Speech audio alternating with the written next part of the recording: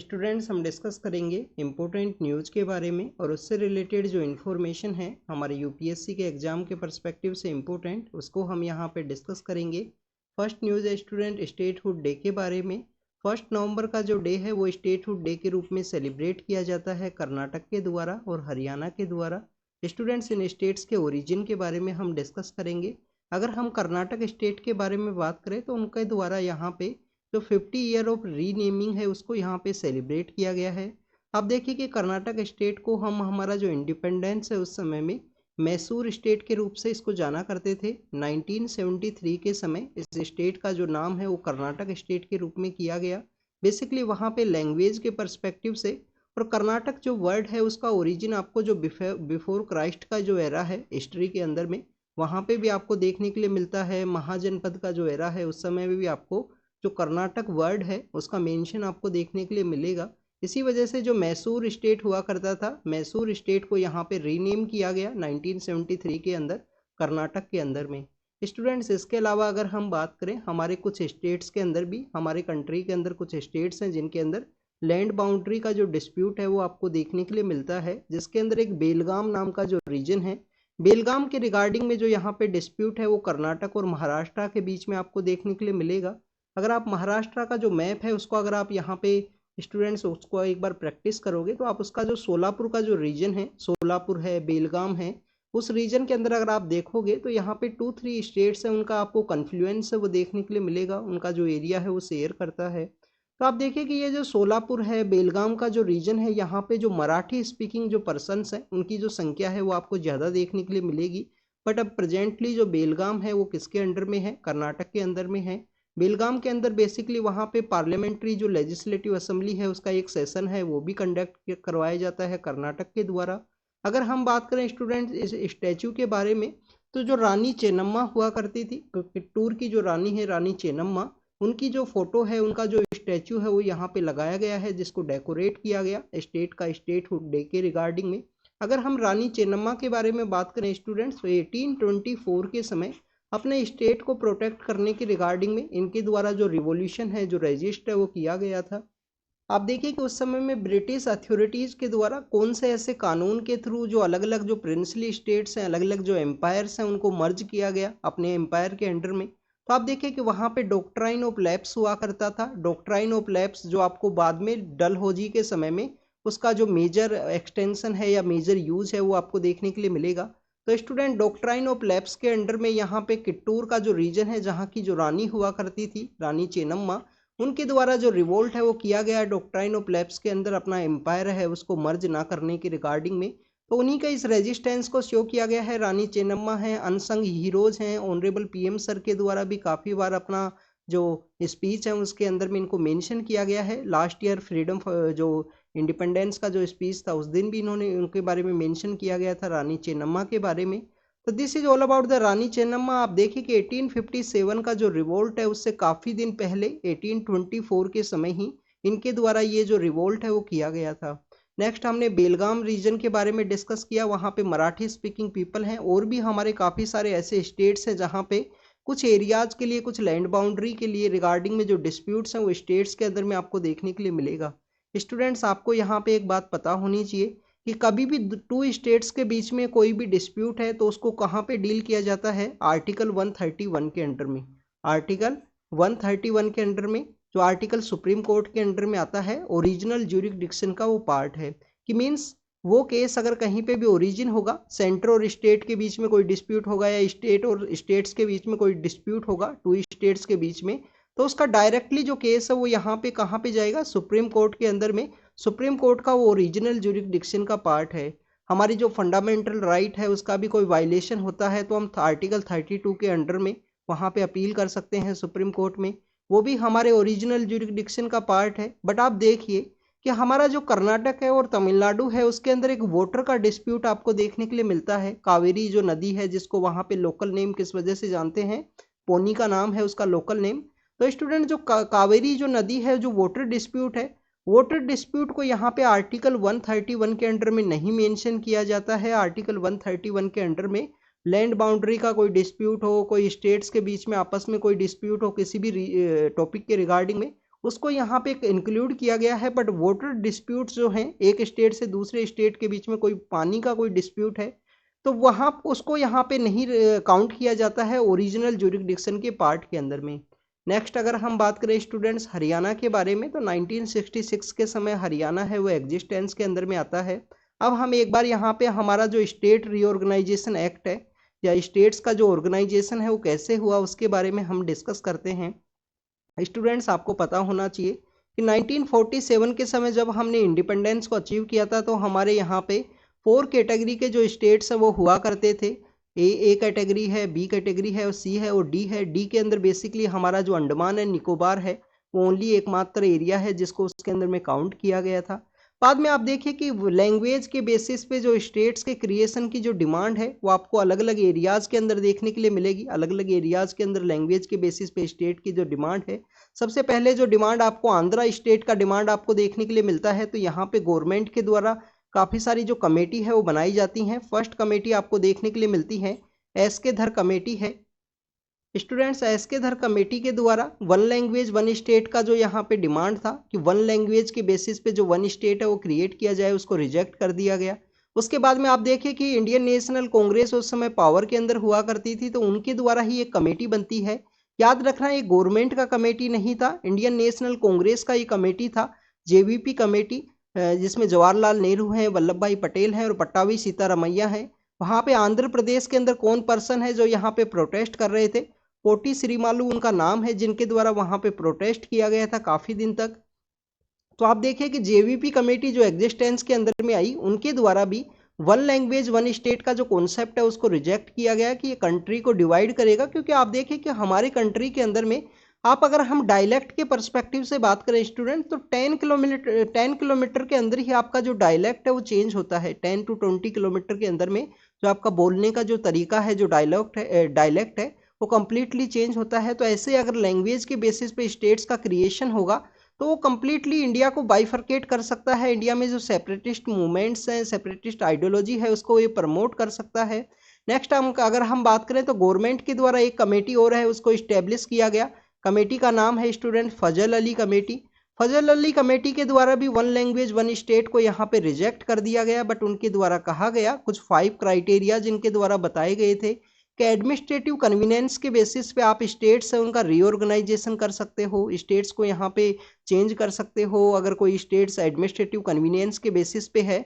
और आप देखिए कि वहाँ पे जो पोटी श्रीमालू नाम के जो पर्सन है वो प्रोटेस्ट कर रहे थे, उनका वहाँ पे डेथ होता है। डेथ होने के बाद में आंध्रा स्टेट है उसको क्रिएट किया जाएगा after the Fazal Ali committee. 7th constitution amendment existence के अंदर में आएगा, 7th कॉन्स्टिट्यूशन अमेंडमेंट एक्ट 1956। और इंडिया के स्टेट्स को यहाँ पे रीऑर्गेनाइज किया जाएगा 14 स्टेट्स और 6 यूनियन टेरिटरी। 14 स्टेट्स और 6 यूनियन टेरिटरी उस समय इस्टेब्लिश किए गए। अगर हम प्रेजेंट कंटेक्स्ट के अंदर बात करें कि प्रेजेंट जो स्टेट्स का जो स्ट्रक्चर है वो किस तरीके से है, स्टूडेंट्स कर्नाटक जो स्टेट है वो ऑलरेडी एग्जिस्टेंस के अंदर में था, बट उसको रीनेम किया गया है बाद में।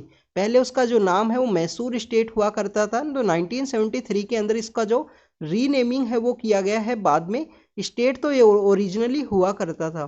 तो हम बात करें अगर 14 और 6 यूनियन टेरिटरी का जो प्रेजेंट जर्नी है उसके साथ में अगर हम इसको डिस्कस करें, तो आप देखें स्टूडेंट सबसे पहले आपको जो गुजरात स्टेट है वो देखने के लिए मिलता है। गुजरात स्टेट जो 1960 के समय में महाराष्ट्र के अंदर में, बेसिकली महाराष्ट्र नाम नहीं हुआ करता था, उसका बॉम्बे स्टेट नाम हुआ करता था। तो बॉम्बे स्टेट से जो यहाँ पे जो गुजराती स्पीकिंग पीपल है उनका एरिया है उसको चेंज किया गया। बॉम्बे स्टेट का जो नाम है वो महाराष्ट्र किया गया।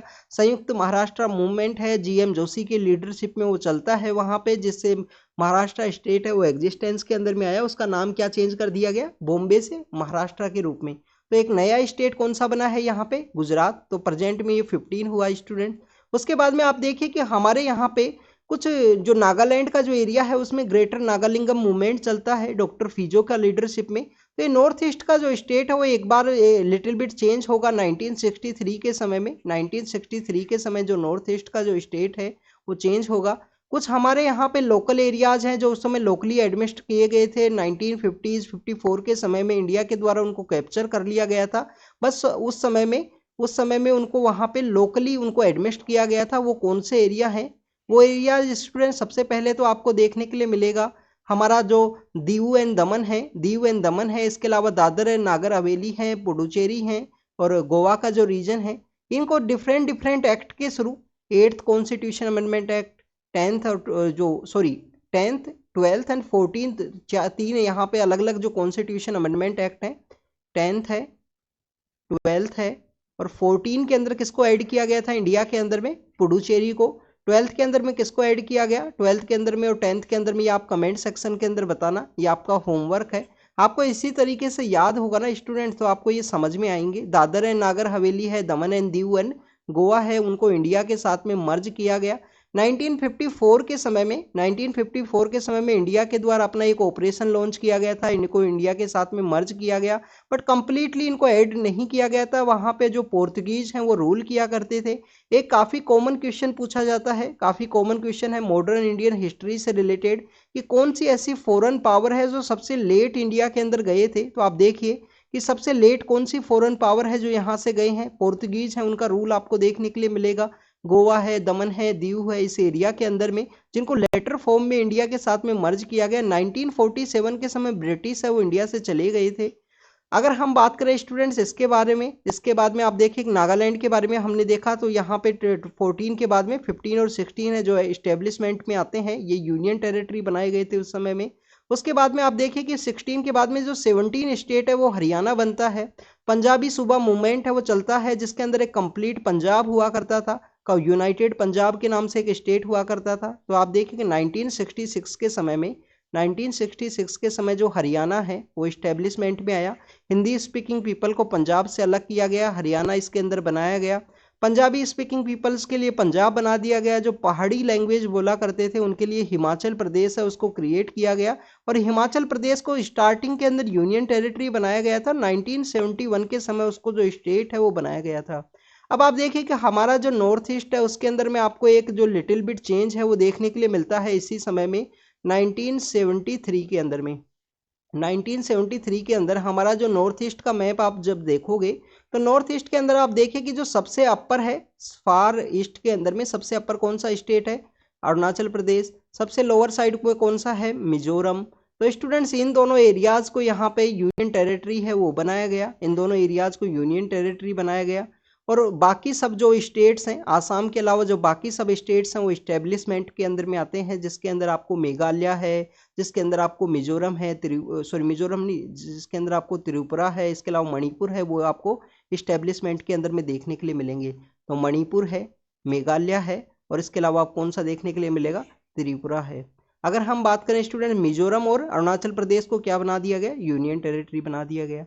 अब सिक्किम के अंदर एक डायनेस्टी है वो रूल किया करती थी, डायनेस्टी का नाम है चोग्याल डायनेस्टी। वहाँ के लोग इंडिया के अंदर ऐड होने के रिगार्डिंग में जो प्रोटेस्ट है वो करते हैं। चोग्याल डायनेस्टी के जो रूलर हैं इंडियन गवर्नमेंट से हेल्प मांगते हैं, इंडियन गवर्नमेंट्स वहाँ पे जाती हैं और इसको यहाँ पे ऐड किया जाता है सिक्किम को इंडिया के साथ में, बट उसको एसोसिएट स्टेट के रूप में ऐड किया जाएगा। उसके बाद में वहाँ के लोगों का डिमांड है कि इंडिया के साथ में मर्जर हो, तो ये सिक्किम को 1974 के समय एज ए एसोसिएट स्टेट के रूप में ऐड किया गया 35 कॉन्स्टिट्यूशन अमेंडमेंट एक्ट के थ्रू।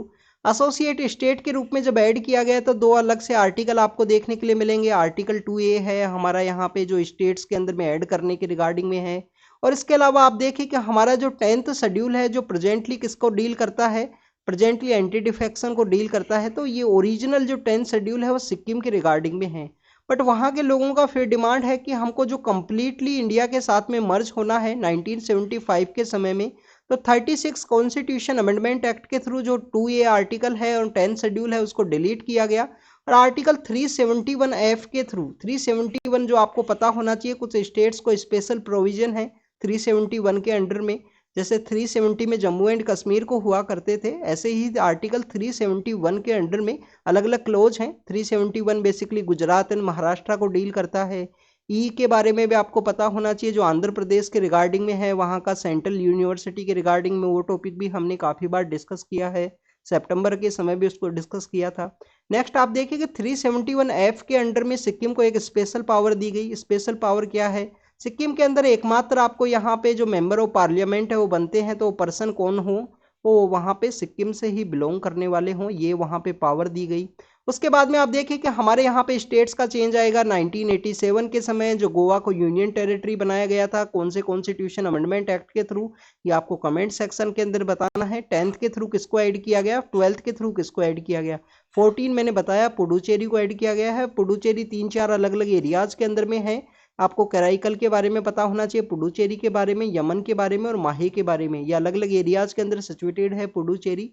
नेक्स्ट आप देखिए कि 87 में गोवा को और हमारे जो नॉर्थ ईस्ट के जो फार ईस्ट के अंदर में टॉप के ऊपर कौन है, अरुणाचल प्रदेश और मिजोरम, जिनको यूनियन टेरिटरी बनाया गया था 1973 के समय में, उनको यहाँ पे जो स्टेट है वो बना दिया गया। तो मिजोरम, अरुणाचल प्रदेश और गोवा को यहाँ पे जो स्टेट हुड है वो दे दिया गया।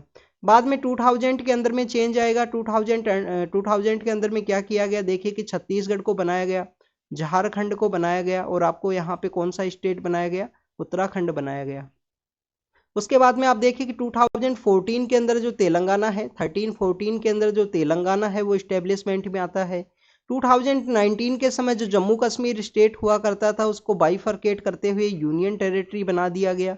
और उसी 2019 के अंदर में जो दादर और नागर हवेली और दमन एंड दीव, दादर और नागर हवेली और दमन एंड दीव नाम के जो अलग अलग से जो आइलैंड हुआ करते थे यूनियन टेरिटरी, उन दोनों को मर्ज करते हुए एक यूनियन टेरिटरी है वो बना दिया गया। तो प्रेजेंट समय में स्टेट्स की जो संख्या है वो कितनी है, कितने टोटल नंबर ऑफ स्टेट्स हैं और कितनी total number of union territories हैं, उसके बारे में आपको कमेंट सेक्शन के अंदर बताना है। और एक आपको बताना है 10th और 12th कॉन्स्टिट्यूशन अमेंडमेंट एक्ट के बारे में, ये दोनों आपको पता होने चाहिए। तो ये स्टेट रीऑर्गेनाइजेशन को हमने डिस्कस किया।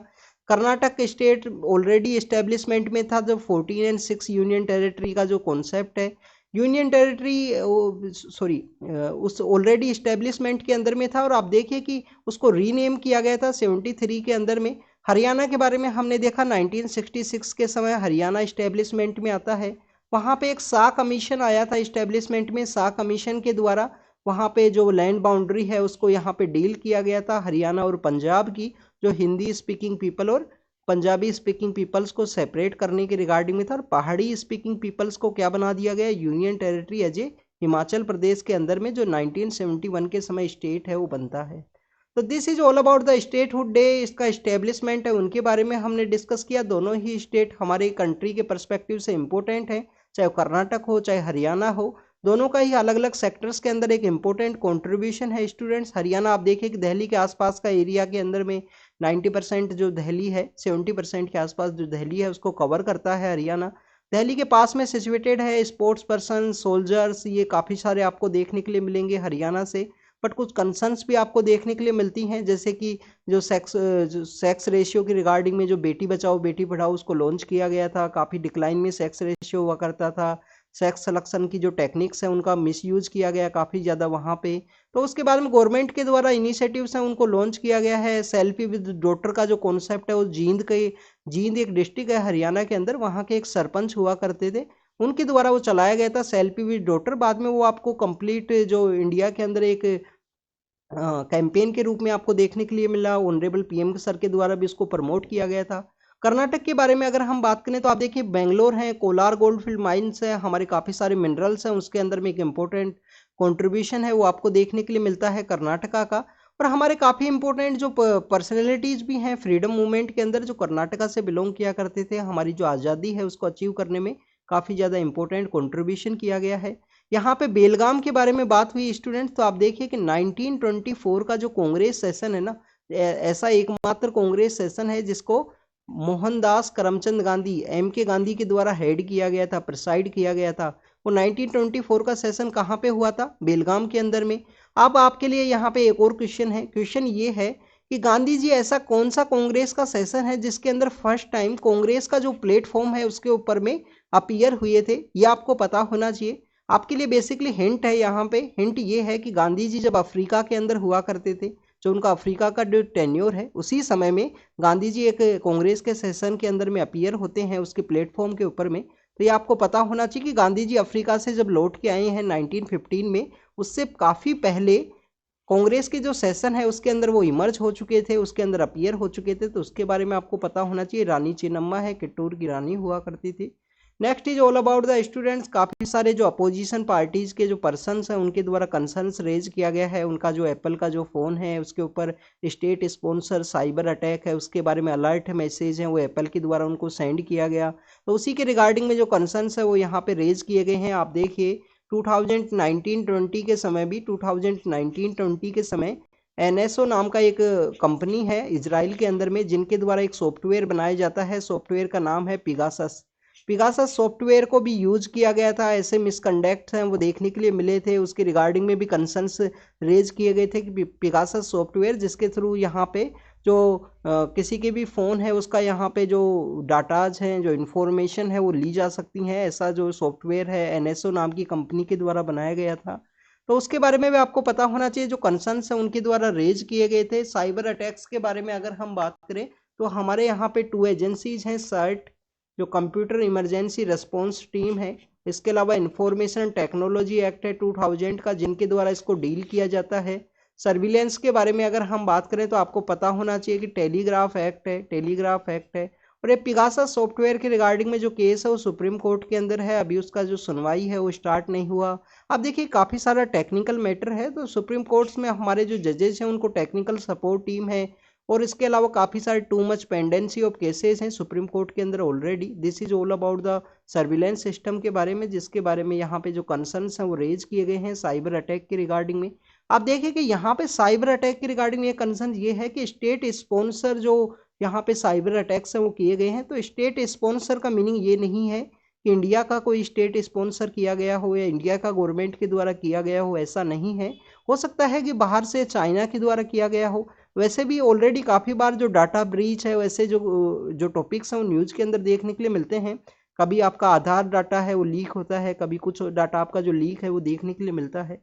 नेक्स्ट अगर हम बात करें तमिलनाडु गवर्नमेंट के बारे में है। तमिलनाडु गवर्नमेंट सुप्रीम कोर्ट के अंदर गए हैं कि वहाँ के जो गवर्नर हैं RN रवि हैं, ये ब्यूरोक्रेट हुआ करते थे और नॉर्थ ईस्ट का जो एक यहाँ पे इंटरलोक्यूटर के रूप में इन्होंने काफ़ी इंपॉर्टेंट रोल प्ले किया था उस समय में जब ये ब्यूरोक्रेट हुआ करते थे। अभी ये गवर्नर हैं प्रेजेंट समय में स्टूडेंट। तो RN रवि के बारे में कहा गया बेसिकली कि जो तमिलनाडु है, तमिलनाडु के द्वारा यहाँ पे सुप्रीम कोर्ट के अंदर पहुँचे हैं कि जो डिले करने में बिल्स को क्लियर करने के रिगार्डिंग में जो यहाँ पे पेटिशन है वो फाइल की गई है, वो उनके द्वारा समय पे जो बिल्स है उनको यहाँ पे किया जाए, जो यहाँ पे गाइडलाइन है वो आप इश्यू कीजिए। तो आपको यहाँ पे बेसिकली टू आर्टिकल हैं 200 एंड 201, उनके बारे में पता होना चाहिए। तो प्रेसिडेंट के असेंट के रिगार्डिंग में है, प्रेसिडेंट का जो पावर है असेंट के रिगार्डिंग में, उसके रिगार्डिंग में उसको बताया गया है। नेक्स्ट अगर हम बात करें जो हमने टाटा नैनो का जो प्लांट के रिगार्डिंग में हमने डिस्कस किया था कि वहाँ पे पहले जो गवर्नमेंट हुआ करती थी जिनके द्वारा जो लैंड है उनको अलोकेट किया गया था सिंगूर के अंदर में टाटा को, टाटा मोटर्स को। बाद में जब नई गवर्नमेंट पावर के अंदर में आई तो उस जो लैंड है उसके रिगार्डिंग में वो फार्मर्स की ज़मीन है वो फोर्सफुली उनको दिया गया, ऐसा जो केस है वहाँ पे चला था।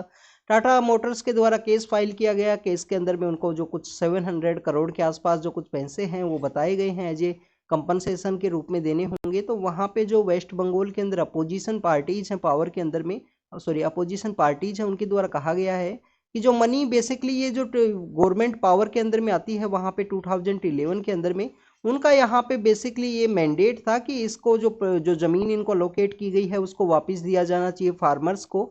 तो उसके रिगार्डिंग में बेसिकली कहा गया है अपोजिशन के द्वारा कि आप अपना जो पार्टी का जो फंड है उसके थ्रू जो मनी है इसको यहाँ पे दीजिए। नेक्स्ट अगर हम बात करें स्टूडेंट्स, यहाँ पे एक जो अर्बन एरिया का जो फोटो है वो शो किया गया है और आप देखें कि यहाँ पे जो 31 अक्टूबर का जो दिन है 31 अक्टूबर, जिसको हम बेसिकली यूनिटी डे के रूप में, राष्ट्रीय एकता दिवस के रूप में भी सेलिब्रेट करते हैं। सरदार पटेल की याद में हमारी जो ऑनरेबल PM है इंदिरा गांधी, उनका भी असैसिनेशन किया गया था उसी दिन 31 अक्टूबर 1984 के समय में। तो आप देखिए कि वो डे है वो काफ़ी ज़्यादा हमारे काफ़ी सारे ऐसे इवेंट्स हैं जो जुड़े हुए हैं हिस्ट्री के रिगार्डिंग में। 31 अक्टूबर का जो दिन है उसको ही वर्ल्ड सिटीज़ डे के रूप में, वर्ल्ड सिटीज़ डे के रूप में भी सेलिब्रेट करते हैं। अब आपके लिए क्यों इम्पोर्टेंट है ये, आप देखें कि GS1 के अंदर में आपका जो मेंस का GS1 है उसके अंदर में एक टॉपिक है अर्बनाइजेशन एंड इट्स प्रॉब्लम्स और उसकी रेमेडीज क्या क्या हैं। तो हमारे अर्बन एरियाज़ की क्या क्या प्रॉब्लम्स हैं इनके बारे में आपको पता होना चाहिए।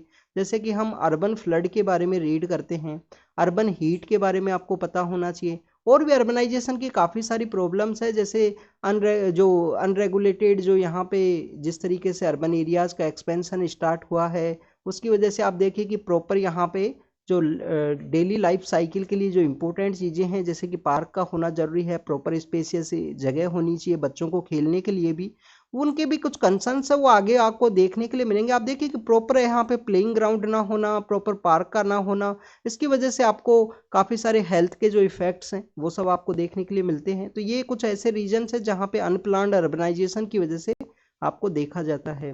अगर हम वर्ल्ड सिटीज़ के बारे में डिस्कस करें तो स्टूडेंट्स, इस वर्ल्ड सिटीज़ डे को 2014 के समय स्टार्ट किया गया। 2014 के समय इसको स्टार्ट किया गया। इसका जो ओरिजिन है, 2014 के समय इसको सेलिब्रेट करना स्टार्ट किया गया था। इसका जो ओरिजिन है उसके बारे में आपको पता होना चाहिए। यूएन का एक कॉन्फ्रेंस होता है ह्यूमन सेटलमेंट्स के रिगार्डिंग में, कि ह्यूमन के जो सेटलमेंट्स हैं, ये सेटलमेंट्स का पार्ट है। आप जब आपका अगर ज्योग्राफी ऑप्शनल है तो ज्योग्राफी ऑप्शनल के अंदर एक टॉपिक आता है सेटलमेंट ज्योग्राफी। उसके अंदर आपको पता होना चाहिए कि किस तरीके के जो सेटलमेंट्स हैं वो कहाँ पे कैसे देखने के लिए मिलेंगे। जैसे कि आप देखें, आज हमने हरियाणा का स्टेटहुड डे के रूप में सेलिब्रेट किया ना, तो हरियाणा के अगर आप विलेज में अगर कभी आप विजिट करोगे ना, तो आपको जो विलेज है वो कंसंट्रेटेड विलेज देखने के लिए मिलेगा। कंसंट्रेटेड विलेज, यहाँ पे हाउस होल्ड हैं और ये कम्प्लीटली विलेज है। तो यहाँ पे जो एग्रीकल्चर फील्ड है ना, वो कम्प्लीटली आउटसाइड आपको देखने के लिए मिलेंगे। एंशियंट विलेज का जो पैटर्न है इस तरीके से हुआ करता था। तो ये विलेज का वहाँ पे कॉन्सेप्ट है, विलेज का सेटलमेंट है। ऐसा ही अगर हम सेटलमेंट राजस्थान के अंदर बात करें स्टूडेंट्स, राजस्थान के अंदर में, तो वहाँ पे आपको एक इंटीरियर विलेज तो देखने के लिए मिलेगा। वो काफ़ी आपको 200 ईयर्स पहले का आसपास का जो इंटीरियर पार्ट ऑफ विलेज है, सभी जो घर हैं सभी लोगों के घर वहीं पे सिचुएटेड हैं। बट आप देखें कि प्रेजेंट समय में जो राजस्थान के अंदर में एग्रीकल्चर जो एरियाज़ हैं उसके अंदर में आपको जो हाउस होल्ड हैं वो देखने के लिए मिलते हैं। उसको, उस सेटलमेंट को हम किसके नाम से जानते हैं? राजस्थान में इसको बोलते हैं ढाणी। ढाणी मीन्स कि वहाँ पे जो अलग से जो छोटे छोटे सेटलमेंट्स हैं वो बन गए। यहाँ पे सपोज कीजिए कोई सेटलमेंट बना, बाद में 3-4 हाउस हैं वो बनते हैं उन एग्रीकल्चर फील्ड के अंदर में। अपना जो खेत है उसी के अंदर में घर का जो कॉन्सेप्ट है उसको ढाणी के नाम से जानते हैं। ये विलेज सेटलमेंट जिसके बारे में हमने बात किया। तो आप देखिए कि ह्यूमन सेटलमेंट्स के रिगार्डिंग में यूएन का एक कॉन्फ्रेंस हुआ था 1976 के समय में। यूएन का कॉन्फ्रेंस है ह्यूमन सेटलमेंट्स के रिगार्डिंग में। ह्यूमन सेटलमेंट्स के रिगार्डिंग में यूएन का कॉन्फ्रेंस है, उसके समय ह्यूमन सेटलमेंट्स की बात की गई। आप देखिए कि 1978 के समय में, 1978 के समय में एक जो यहाँ पे यूएन हैबिटाट नाम का जो ऑर्गेनाइजेशन है, यूएन हैबिटेट है या हैबिटाट है, ये ऑर्गेनाइजेशन है, वो इस्टेब्लिशमेंट में आया जो ह्यूमन सेटलमेंट्स को डील करता है। हेडक्वार्टर कहाँ है इसका? नैरोबी के अंदर में। नैरोबी के अंदर और एक हेडक्वार्टर है यूएन का। वो कौन सा है स्टूडेंट्स? वो है स्टूडेंट्स, आपको पता होना चाहिए, काफ़ी इंपॉर्टेंट है वो तो, UNEP, united nation environment programme. Nairobi के अंदर हेडक्वार्टर है। नैरोबी कहाँ है? नैरोबी है, आप अफ्रीका को जब आप रीड करोगे ना तो आप देखें कि यहाँ पे लेक विक्टोरिया है, उसके आसपास ही नैरोबी सिचुएटेड है। और लेक विक्टोरिया के बारे में आपको एक और बात पता होनी चाहिए कि हमारे जो मैराथन रेस होती है ना, मैराथन रेस के अंदर जो काफ़ी सारे रनर्स जो होते हैं, जो आपको इसी में लेक विक्टोरिया के आसपास का जो रीजन है उसके अंदर पाए जाते हैं। लेक विक्टोरिया के जो सराउंडिंग कंट्रीज हैं उनके बारे में भी आपको पता होना चाहिए। 3 सराउंडिंग कंट्री हैं। इसके अलावा हॉर्न ऑफ अफ्रीका है। ये सब कभी टॉपिक में आएगा तो उसको डिस्कस करेंगे। तो नैरोबी जो केन्या के अंदर है, वहाँ पे यूएनईपी का भी हेडक्वार्टर है, यूएन हैबिटाट का भी है, जो यहाँ पे इस्टेब्लिशमेंट में आया था 78 के समय में।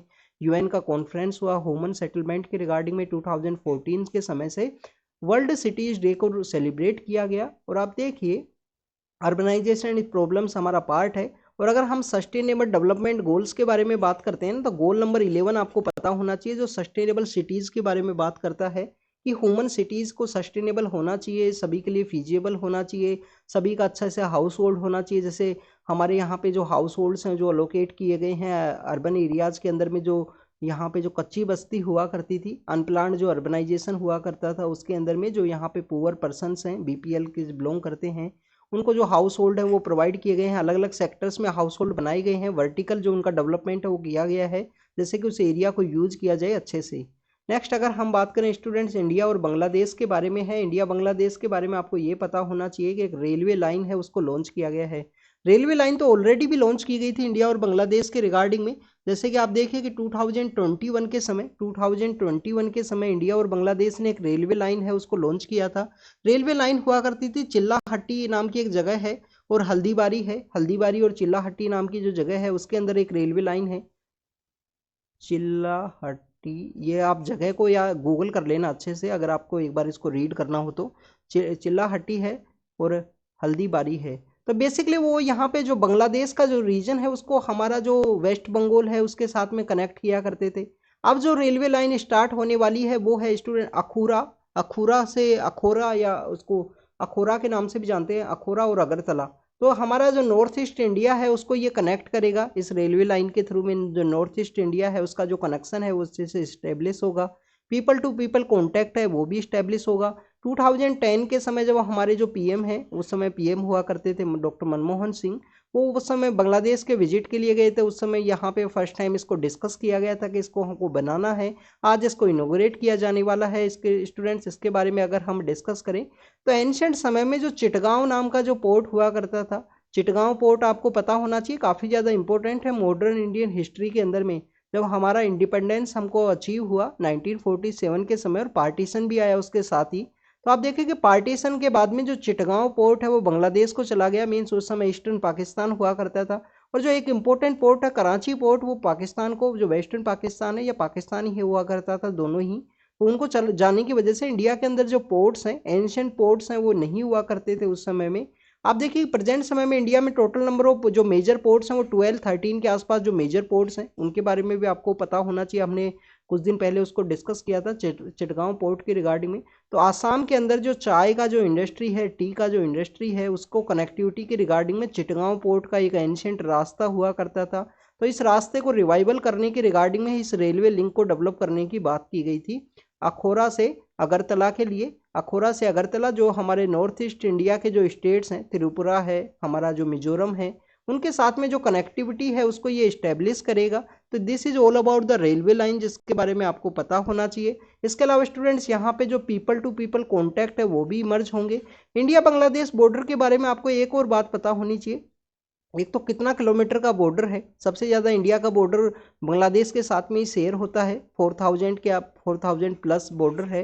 नेक्स्ट आप देखें कि इंडिया, अगर हम बात करें इंडिया बांग्लादेश के बारे में, तो हमारे यहाँ पे जो बॉर्डर है, बॉर्डर के अंदर वहाँ पे लगते हैं बॉर्डर हाट। बॉर्डर हाट क्या है, आप देखिए ये बांग्लादेश है, ये इंडिया है, तो यहाँ पे बॉर्डर के एरिया के अंदर में जो हाट है उसको लगाया जाता है, बाजार को लगाया जाता है। मीन्स कोई डे है वो डिसाइड होते हैं। तो पीपल टू पीपल कॉन्टैक्ट भी यहाँ पे इमर्ज होंगे। और जो बॉर्डर एरियाज के जो पर्सन्स है जो सबसे ज़्यादा वल्नरेबल आपको देखने के लिए मिलते हैं, तो आप देखिए कि उन बॉर्डर एरियाज के पर्सन्स के जो लाइवलीहुड है उसके रिगार्डिंग में एक इंपॉर्टेंट बिजनेस का ये काम करता है बॉर्डर हाट के रूप में। वहाँ पे अपना वेजिटेबल्स को सेंड करना, सेल करना, या और कोई जो भी उनके पास में गुड्स हैं उनको वो सेल कर सकते हैं। तो this is all about the border haat. Petrapole, Benapole नाम का जो एरियाज हैं जहाँ पे वो चेक पोस्ट है उनको भी डेवलप किया गया है। ये रेलवे लिंक है जिसको यहाँ पे डेवलप किया गया है चिटगांव पोर्ट से एंशियंट जो रास्ता है उसको रिवाइवल की रिगार्डिंग में। अब चिटगांव की रिगार्डिंग में मॉडर्न इंडियन हिस्ट्री के परस्पेक्टिव से हम डिस्कस करेंगे। आप देखिए कि जब भी चिटगांव के बारे में बात आए तो आपको 1930, 1929-30 के समय में जो हमारे मास्टर सूर्य सेन हैं उनके बारे में आपको पता होना चाहिए। मास्टर सूर्य सेन एक गांधी जी के बाद में एकमात्र ऐसे पर्सन है जिनके साथ में, जिनके मूवमेंट के अंदर में काफ़ी सारी जो महिलाएं हैं वो भी जुड़ी हुई थे। काफ़ी सारी ऐसी जो उस समय स्कूल या कॉलेज से जो जुड़ी हुई जो महिलाएं हैं उससे जुड़े हुए थे इनके मूवमेंट से। मास्टर सूर्य सेन का जो मूवमेंट है जिसके अंदर उन्होंने चिटगांव के अंदर में एक रिवोल्ट है, एक रोबरी है, वो उसको कैरी आउट करते हैं और एक दिन के लिए या कुछ समय के लिए चिटगांव को यहाँ पे जो ब्रिटानिया हुकूमत है उससे वो उसको वहाँ पे थ्रो करते हैं कुछ समय के लिए। चिटगांव की रिगार्डिंग में एक मूवी भी है, कभी आप समय मिले तो आप देखना, मास्टर सूर्य सेन से रिलेटेड।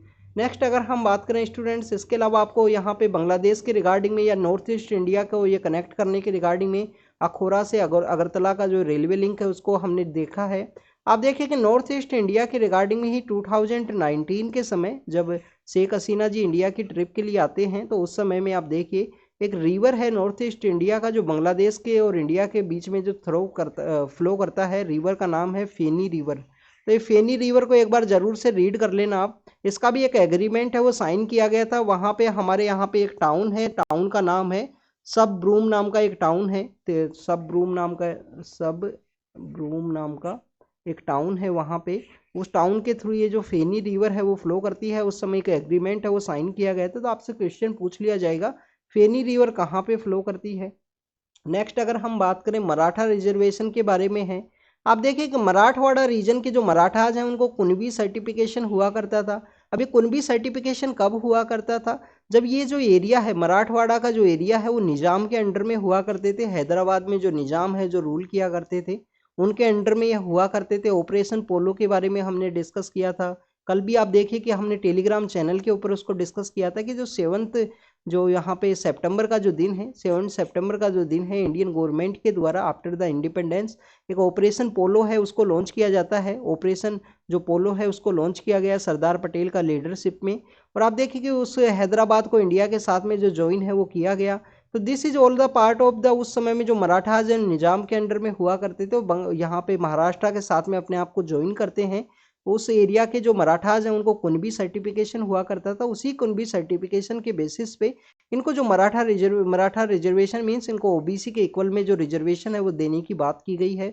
आप देखिए कि 2018 के समय भी रिजर्वेशन दिया गया था। एक तो उसके अंदर लिमिटेशंस को क्रॉस कर दिया गया था, काफ़ी ज़्यादा रिजर्वेशन दे दिया गया था 15 to 18% के आसपास। जो यहाँ पे इंदिरा साहनी केस है 1992 का जिसके अंदर लिमिटेशंस बताई गई हैं कि 50% यहाँ पे ब्रीच नहीं होना चाहिए। आप रिजर्वेशन 50% दीजिए, 50% को ओपन रखिए। बट आप देखें कि इंदिरा साहनी का जो जजमेंट है ये ईडब्ल्यूएस का जब केस सुप्रीम कोर्ट के अंदर में जब गया था ना ईडब्ल्यूएस का केस, तो उसके अंदर में वो जो 10% है उसको वैलिड मान लिया गया। तो उसी के बेसिस पे आप देखिए, उसी के बेसिस पे ये जो जितना इसका हिस्सेदारी उतना उसका भागीदारी ऐसा कुछ कैंपेन है वो देखने के लिए मिलेगा, जिसके बेसिस पे जो कास्ट सेंसस है जो कैरी आउट किया जा रहा है स्टेट्स के अंदर में, क्योंकि ओबीसी का पॉपुलेशन ज़्यादा होने की वजह से। अब हमारे यहाँ पे इंदिरा साहनी केस के अंदर ये जो जजमेंट दिया गया था कि 50% आप रिजर्वेशन रखिए, सभी रिजर्वेशन, शेड्यूल कास्ट है, शेड्यूल ट्राइब है, ओबीसी है, इसके अलावा में अगर हम बात करें जो हैंडीकैप पर्सनस को जो यहाँ पे फिजिकली हैंडीकैप जो पर्सनस है उनको यहाँ पे रिजर्वेशन दिया जाता है। सभी रिजर्वेशन 50% में वो 50% ओपन होना चाहिए जो मेरिट के परस्पेक्टिव से है। और रिजर्वेशन के रिगार्डिंग में और भी काफ़ी सारी डिमांड है, और डिमांड है कि रिजर्वेशन इन प्रमोशन का जो कॉन्सेप्ट है एफिशिएंसी को बताए, जिसमें नागराज केस है, एम्स का केस है, काफ़ी अलग अलग तरीके के केस हैं, एक लक्ष्मी नारायण केस भी है उसके अंदर में। तो this is all about the Maratha reservation. ये कौन से मराठा है, मराठवाड़ा रीजन के जो निजाम के अंडर में हुआ करते थे वहाँ पे उनको कुणबी सर्टिफिकेशन हुआ करता था। उसी पुराने प्रोसीजर को यहाँ पे रिवाइवल की बात की गई है, और ये पैनल का जो रिकमेंडेशन है उसको एक्सेप्ट करने के रिगार्डिंग में वहाँ पे जो मूवमेंट है वो चल रहा है। नेक्स्ट अगर हम बात करें स्टैच्यू ऑफ यूनिटी के बारे में है, कहाँ पे है, केवड़िया गुजरात के अंदर ये सिचुएटेड है, नर्मदा नदी के ऊपर में। नर्मदा नदी के बारे में आपको एक बात पता होनी चाहिए स्टूडेंट्स, हमारे इंडिपेंडेंस के बाद में जो मूवमेंट हुआ करता था, एक मूवमेंट था नर्मदा बचाओ आंदोलन।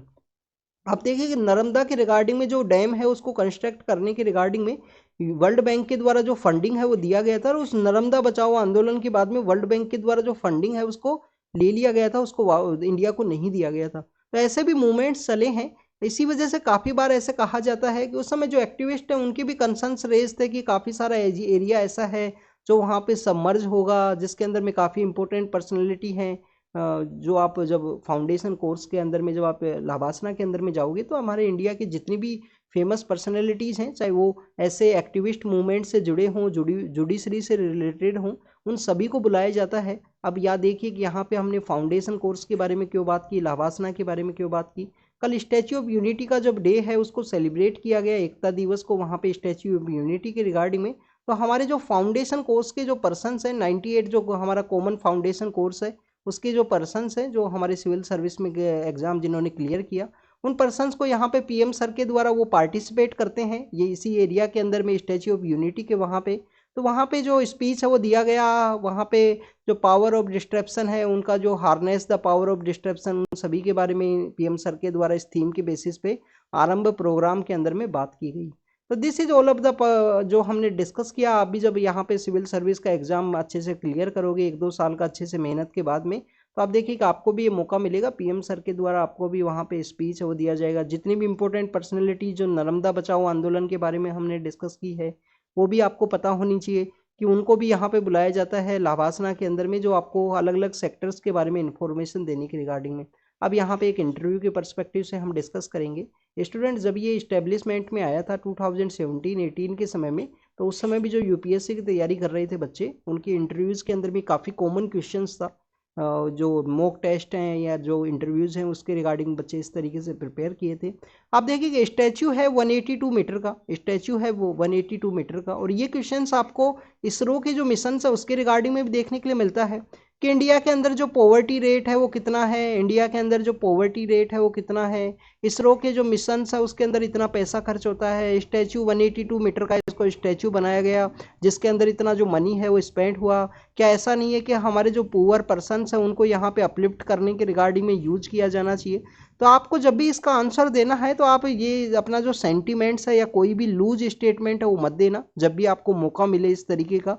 आपको पता होना चाहिए कि कभी भी ऐसे इस तरीके का जो एक्सट्रीम स्टेटमेंट है वो आपको यूज़ नहीं करना है। वो तो हमारा प्रीलिम्स का भी एक स्ट्रेटजी है ना कि एक्सट्रीम जो स्टेटमेंट आपको देखने के लिए मिलेगा कि only prime minister he in person को अपॉइंट करते हैं या ओनली प्राइम मिनिस्टर के द्वारा ही इनको हेड किया जाता है इस ग्रुप को। तो जो भी एक्सट्रीम स्टेटमेंट होता है उसको हम रॉन्ग बेसिस के में मानते हैं कॉमन सेंस के पर्सपेक्टिव में। वैसे यूपीएससी का पैटर्न चेंज हुआ है, यहाँ पे लिटिल बिट पैटर्न चेंज होने की वजह से कम्प्लीटली नॉलेज बेस हुआ। तो आप इस तरीके का एक्सट्रीम स्टेटमेंट नहीं देना कि ऐसे प्रोजेक्ट्स का ज़रूरत नहीं है, पॉवर्टी को हमको अपलिफ्ट करना चाहिए। उसके रिगार्डिंग में आप देखिए आपको बैलेंस आंसर यहाँ पे देना चाहिए कि इसरो का जो प्रोजेक्ट है या इस तरीके से कोई मोन्यूमेंट है वो बनाया जाता है, वो एक तो हमारा हिस्ट्री के पर्सपेक्टिव से इम्पोर्टेंट है, हिस्ट्री के बारे में जानने के रिगार्डिंग में, हमारे जो फ्रीडम में जिन लोगों ने पार्टिसिपेट किया, देश को बनाने में जिन लोगों का कंट्रीब्यूशन है उसको यहाँ पे आपको पता होना चाहिए। नेक्स्ट आप देखिए ये टूरिज्म के पर्सपेक्टिव से भी तो एक इम्पोर्टेंट रोल प्ले करता है ना। पीएम सर के द्वारा यहाँ पे मेंशन किया गया है कि टूरिज्म हॉट स्पॉट इमर्ज हुआ है जो केवड़िया गुजरात है, स्टैच्यू ऑफ यूनिटी, वहाँ पे काफ़ी सारे लोग हैं वो जाते हैं इस टूरिज्म के पर्सपेक्टिव से। तो आपको इस तरीके का आंसर्स बैलेंस आंसर देना है कि बेसिकली जरूरी है पॉवर्टी को अपलिफ्ट करना भी जरूरी है, जो पुअर पर्सनस हैं उनको भी यहाँ पे जो पुश है वो देना जरूरी है कि जिससे वो बाहर आए उस गरीबी रेखा से। नेक्स्ट आपको ये भी पता होना चाहिए कि ऐसे भी जो साइमल्टेनियस ऐसे भी प्रोजेक्ट्स हमको डेवलप करने हैं जैसे कि इन प्रोजेक्ट्स को हम जो मनी जनरेशन रेवेन्यू जनरेशन के रूप में यूज़ कर सकें। तो इस तरीके से आपको यहाँ पे बेसिकली पता होना चाहिए। नेक्स्ट अगर हम बात करें रोहिणी नैयर जो प्राइज़ है उसके बारे में हम डिस्कस करेंगे। एफपीओ को बेसिकली प्रमोट किया गया था, ये जो पर्सन है इनके द्वारा में, पर्सन का नाम आपको पता होना चाहिए। दीनानाथ राजपूत हैं जिनके द्वारा बेसिकली हमारा जो नक्सलाइट एरिया है जगदालपुर का जो एरिया है वहाँ पे इनके द्वारा जो फार्मर प्रोड्यूस ऑर्गेनाइजेशन है, मींस फार्मर्स का जो ग्रुप है वो बनता है इसके अंदर में। फार्मर प्रोड्यूस वो किसी भी चीज़ को कर सकते हैं, उनके द्वारा यहाँ पे मिल्क को प्रोड्यूस किया जाए, वहाँ पे उनके द्वारा यहाँ पे जो ग्राउंड नट है जो मूंगफली है उसको अगर प्रोड्यूस किया जाए तो फार्मर प्रोड्यूस ऑर्गेनाइजेशन है जो इस्टेब्लिश किए गए थे, ग्रुप ऑफ फार्मर्स के द्वारा किए जाते हैं। तो उनके इस्टेब्लिशमेंट में इनका एक इम्पोर्टेंट रोल है ग्रास रूट लेवल के रूप में। तो उनको ये जो प्राइज़ है वो दिया गया है। क्या मॉनिटरी सपोर्ट है स्टूडेंट्स इस प्राइज़ में? स्टूडेंट्स यस, मॉनिटरी सपोर्ट है वो 10 लाख का है। ये जो प्राइज़ जो दे रहे हैं वो पर्सन, उनके बारे में अगर हम बात करें तो एनके सिंह है ये पर्सन। एनके सिंह का जब नाम आए तो आपको पता होना चाहिए ब्यूरोक्रेट तो है ही है। इसके अलावा आप देखिए FRBM एक्ट है, FRBM एक्ट है उसके अंदर में इनके द्वारा डिसाइड किया गया कि फिजिकल जो हमारा जो कितना परसेंटेज होना चाहिए जीडीपी के पर्सपेक्टिव में वो सब आपको पता होना चाहिए। नेक्स्ट आप देखिए कि इनके द्वारा जो 15 फाइनेंस कमीशन है, 15 फाइनेंस कमीशन है वो भी हेड किया गया था। डिवोल्यूशन कितना हुआ था 15 फाइनेंस कमीशन में? 41%। क्या क्या क्राइटेरिया थे? क्या फॉरेस्ट वहाँ पे क्राइटेरिया था? क्या वहाँ पे क्लाइमेट चेंज को भी ऐड किया गया था? ये सब आपको पता होना चाहिए। और ये क्वेश्चन भी पूछ लिया गया है 2023 का जो प्रीलिम्स है ना उसके अंदर ये क्वेश्चन पूछा गया है। डिवोल्यूशन के जो अलग अलग जो डायमेंशंस है ना उसके बेसिस पे क्वेश्चन पूछा गया है। नेक्स्ट अगर हम बात करें लोकल सेल्फ गवर्नेंस के बारे में है स्टूडेंट, तो वहाँ पे फाइनेंस का जो डिपेंडेंसी है उसके बारे में डिस्कस किया, स्टाफ का जो शॉर्टेज है उसके बारे में यहाँ पे बात की गई। तो आपको एक बेसिकली पता होना चाहिए कि जो हमारे थर्ड टायर गवर्नमेंट है, चाहे अर्बन लोकल बॉडीज हो, पंचायती राज इंस्टीट्यूशंस हो, इनके अंदर में 3F का जो कॉन्सेप्ट है वो देखने के लिए मिलता है। फंड सबसे पहले तो आपको देखने के लिए मिलेगा फंड के ऊपर ये कम्प्लीटली डिपेंड होते हैं स्टेट गवर्नमेंट के अंडर में। स्टेट जो फाइनेंस कमीशन जो कॉन्स्टिट्यूट होता है उसके द्वारा डिवोल्यूशन है उसको फिक्स किया जाता है। तो आप देखें कि फंड के लिए कम्प्लीटली डिपेंड होंगे, खुद का जो फंड है वो क्रिएट नहीं कर सकते। खुद का फंड क्रिएट करने के रिगार्डिंग में आप देखिए लोकल बॉडी के पास में क्या पावर है खुद का फंड क्रिएट करने के रिगार्डिंग में? सबसे इंपॉर्टेंट पावर है उसके पास में प्रॉपर्टी टैक्स।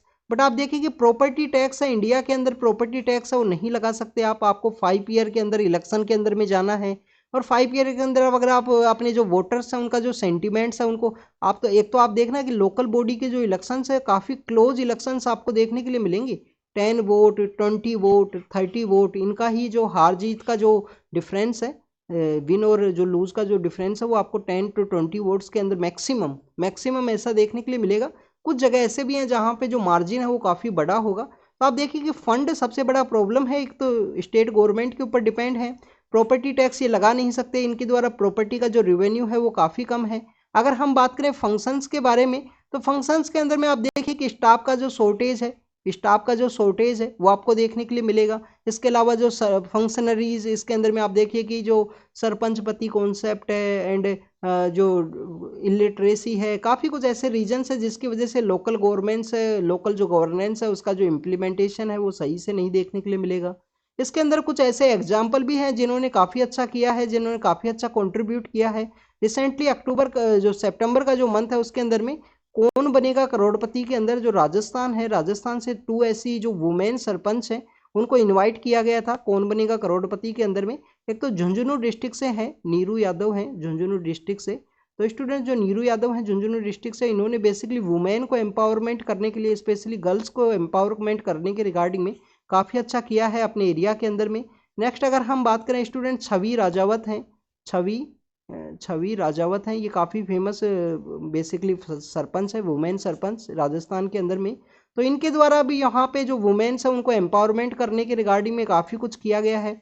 आपको भी अपने स्टेट के कोई वुमेन सरपंच है उनके बारे में पता होना चाहिए, मेंस के आंसर के अंदर में आप कोट कर सकते हो कहीं पे भी।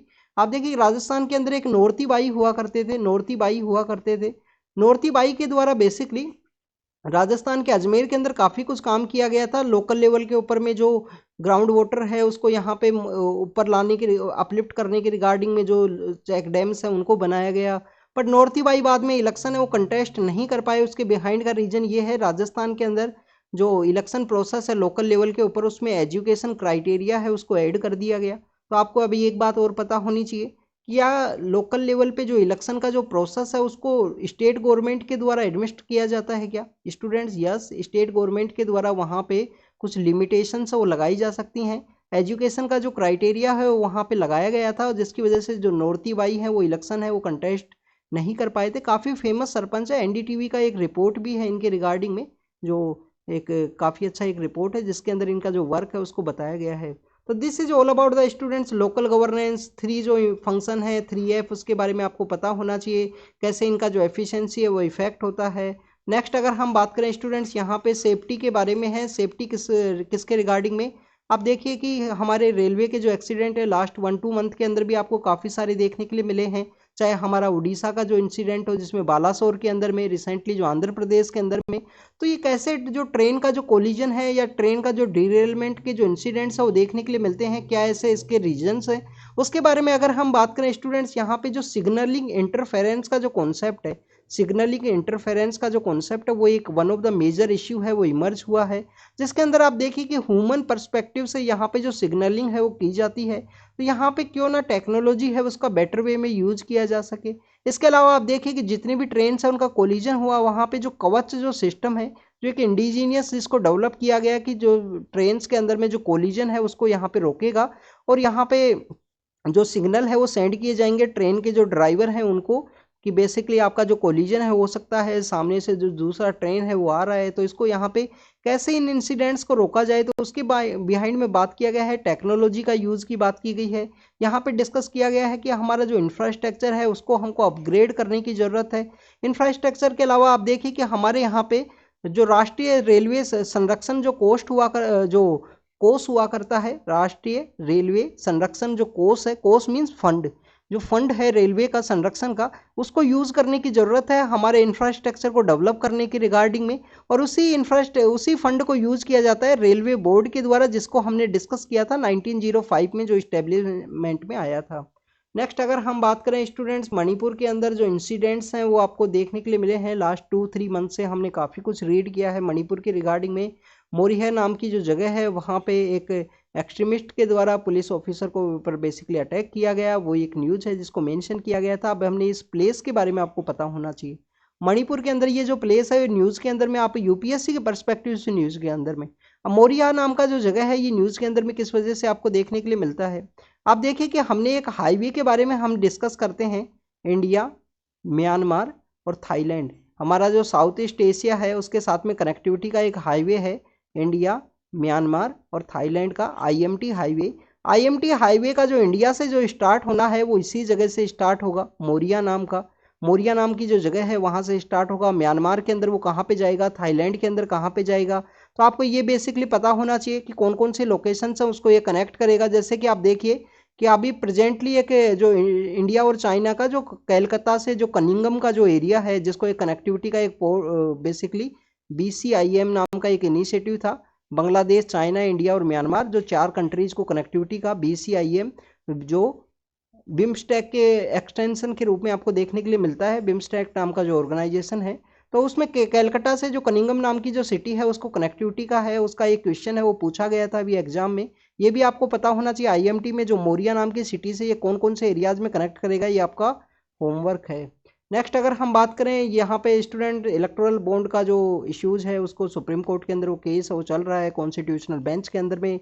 कॉन्स्टिट्यूशनल बेंच आपको पता होनी चाहिए आर्टिकल 145 के अंडर में है कॉन्स्टिट्यूशनल बेंच, मिनिमम 5 जज होते हैं। और आप देखिए कॉन्स्टिट्यूशन का इंटरप्रिटेशन के रिगार्डिंग में कोई भी टॉपिक को डील किया जाता है तो वहाँ पे कॉन्स्टिट्यूशनल बेंच है वो बनाई जाती है। इलेक्शन यहाँ पे इलेक्टोरल बॉन्ड की रिगार्डिंग में जो कंसर्न्स है वो रेज किए गए हैं, तो यह जब यहाँ पे जो कंप्लीट जजमेंट कंप्लीट होगा उसके बारे में हम डिस्कस करेंगे।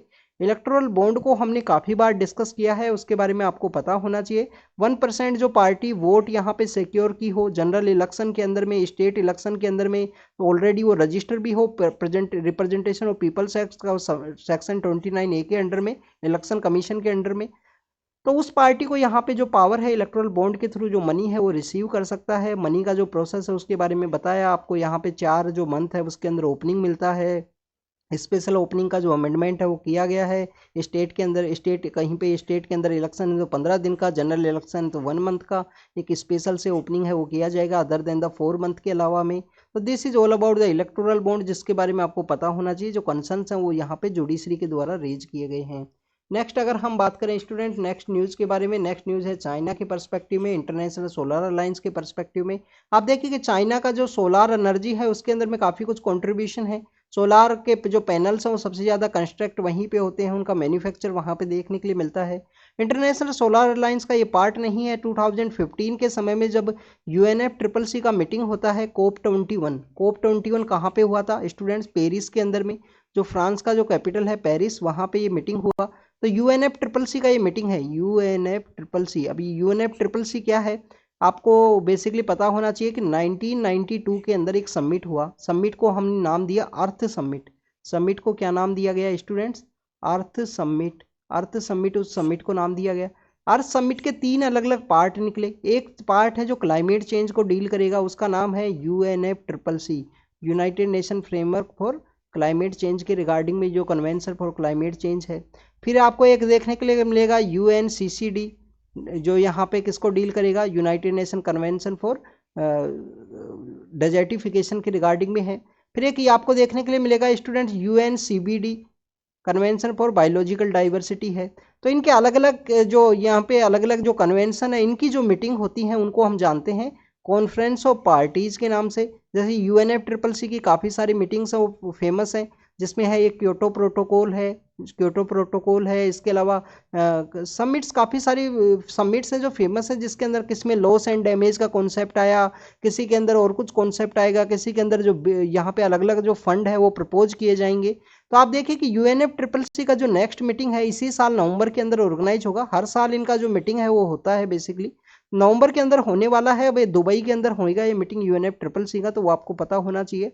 नेक्स्ट आप देखिए कि इसी UNFCCC का जो मीटिंग है, जो 21 मीटिंग कहाँ पे हुआ था, पेरिस के अंदर में, जहाँ पे इंडिया और फ्रांस के द्वारा इंटरनेशनल सोलार अलायंस है उसको प्रपोज किया गया था। ये देखिए कि अर्थ है हमारा, ये 0 डिग्री इक्वेटर है, इस 23 डिग्री हाफ नॉर्थ में tropic of cancer, tropic of Capricorn.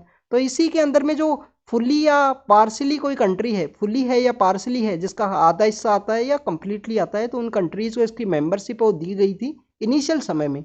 बाद में इसका मेंबरशिप को ओपन किया गया कि कोई भी कंट्री है वो इसको ज्वाइन कर सकता है। चाइना ने इसको नहीं ज्वाइन किया है इंटरनेशनल सोलर अलायंस को। हेडक्वार्टर कहाँ है इसका? गुरुग्राम के अंदर में, जो गुड़गांव है, पहले वो गुड़गांव नाम हुआ करता था, गुरुग्राम है हरियाणा के अंदर में, वहाँ पे इसका हेडक्वार्टर है। इंडिया के अंदर पहला कोई इंटरनेशनल ऑर्गेनाइजेशन है जिसका हेडक्वार्टर इंडिया के अंदर इस्टेब्लिश हुआ, गुरुग्राम के अंदर इसका हेडक्वार्टर है।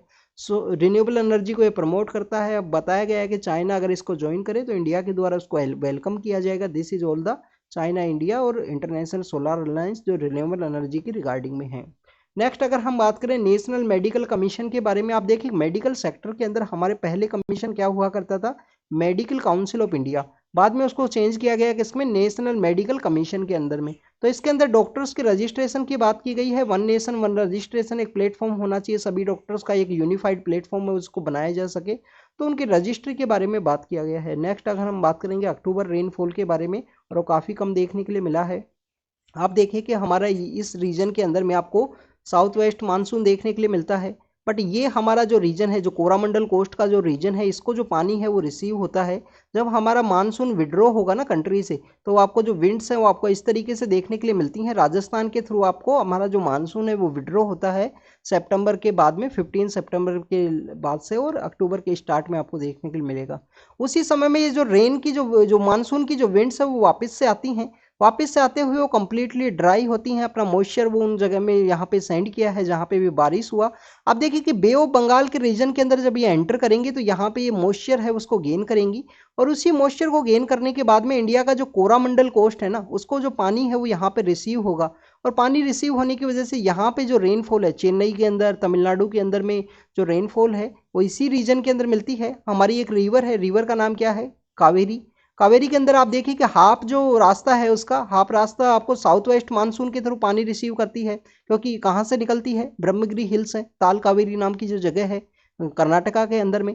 और आप देखिए हाफ जो रास्ता है उसका जो कर्नाटक तमिलनाडु के अंदर सिचुएटेड है, जो साउथ जो हमारा नॉर्थ ईस्ट मानसून है उससे पानी रिसीव करती है। तो नॉर्थ ईस्ट मानसून से काफ़ी कम बारिश है अक्टूबर के मंथ के अंदर देखने के लिए मिला, उसके बारे में डिस्कस किया गया। आप देखिए कि इंडियन ओशियन डाइपोल है, इंडियन ओशियन डाइपोल है जो प्रेजेंट समय में पॉजिटिव है। अल नीनो का जो कॉन्सेप्ट है जिसमें बारिश कम देखने के लिए मिलती है। अल नीनो के अंदर कौन कौन सी फिजिकल एक्टिविटीज़ हैं, जहाँ पे कहाँ पे जो ओशियन के अंदर जो पानी है वो गर्म होता है, कहाँ पे ठंडा होता है, ये सब आपको पता होना चाहिए। उनका मूवमेंट के बारे में भी आपको पता होना चाहिए, उसको रीड करना आप ज्योग्राफी में अंदर जब भी आपको समय मिले। अल नीनो, ला नीनो, इनके बारे में पता होना चाहिए। ला नीनो के अंदर में इंडिया में जो बारिश है वो देखने के लिए मिलती है, काफ़ी अच्छी बारिश इंडिया के अंदर में। अल नीनो में काफ़ी कम है, इसी वजह से इंडिया में इस ईयर जो अगस्त के अंदर में काफ़ी कम बारिश है वो देखने के लिए मिला था, ड्राई सीजन है। तो इंडियन ओशियन डाइपोल है जो प्रेजेंटली पॉजिटिव भी है, तो एक नॉर्मल मानसून है वो होना चाहिए, बट उसका नहीं होने के लिए मिला। 19 के परस्पेक्टिव से काफ़ी कम है। स्टूडेंट WHO का जो यहाँ पे रीजनल डायरेक्टर है उसका एक इलेक्शन है वो होने वाला है। ये जो बेसिकली 12 कंट्रीज है उनके द्वारा यहाँ पे इलेक्ट किया जाता है। बांग्लादेश और नेपाल का यहाँ पे एक जो यहाँ पे जो कैंपेनिंग है वो चल रहा है, काफ़ी ज़्यादा आपको काफ़ी जो वायलेंट काइंड का जो कैंपेनिंग है वो देखने के लिए मिला। तो अभी आज इसका जो वोटिंग है वो किया जाएगा। ये जो बांग्लादेश की जो बेसिकली PM है उनकी ये डॉटर हैं, शेख हसीना के जो डॉटर हैं, जो बेसिकली इसके अंदर पार्टिसिपेट करेंगे रीजनल डायरेक्टर के रूप में WHO के अंदर में। और नेपाल की तरफ से जो आने वाले हैं वो पर्सन है वेटरन जो मेडिकल सेक्टर से रिलेटेड है, वो इसके अंदर पार्टिसिपेट करेंगे। तो WHO का रीजनल जो डायरेक्टर बनाए जाएंगे उसके रिगार्डिंग का ये चुनाव था। उसके बारे में 13 कंट्रीज़ के द्वारा वोटिंग है वो किया जाएगा, इंडिया भी उसका पार्ट, और भी काफ़ी सारे कंट्रीज़ पार्ट है। साउथ ईस्ट एशिया के, ईस्टर्न एशिया के कुछ कंट्रीज़ हैं, 13 कंट्रीज जो इसका पार्ट हैं, जो बेसिकली WHO के डायरेक्टर है उसको नॉमिनेट करेंगे। 2047 के बारे में बात की है PM सर के द्वारा कि हमारे कैसे हमको जो सक्सेस है उसको अचीव करना है, हार्डवर्क, डेडिकेशन, डिटर्मिनेशन, सभी के बारे में बात किया गया। गवर्नमेंट के कुछ इनिशिएटिव्स हैं उनके बारे में भी बात की। डांडी मार्च के बारे में भी इन्होंने बात किया। डांडी मार्च क्या है स्टूडेंट? डांडी मार्च के बारे में आपको पता होना चाहिए कि 1930 के समय में गांधी जी एक यात्रा निकालते हैं। यात्रा कहाँ से निकालेंगे? जो साबरमती का आश्रम है वहाँ से 12 मार्च का जो दिन है, 12 मार्च का जो दिन है उस दिन ये स्टार्ट करते हैं 1930 में, और जो 6 अप्रैल है उसको दांडी के अंदर पहुंचते हैं गांधी जी इसी यात्रा के बाद में। और 6 अप्रैल को जब वहाँ पे नमक है वो उसको बनाते हैं, नमक का जो कानून है उसको तोड़ते हैं, और आप देखिए उसके बारे में अलग अलग एरियाज़ के अंदर में जो यात्रा है वो निकाली गई। हमने कोरामंडल कोस्ट के बारे में डिस्कस किया मानसून की वजह से।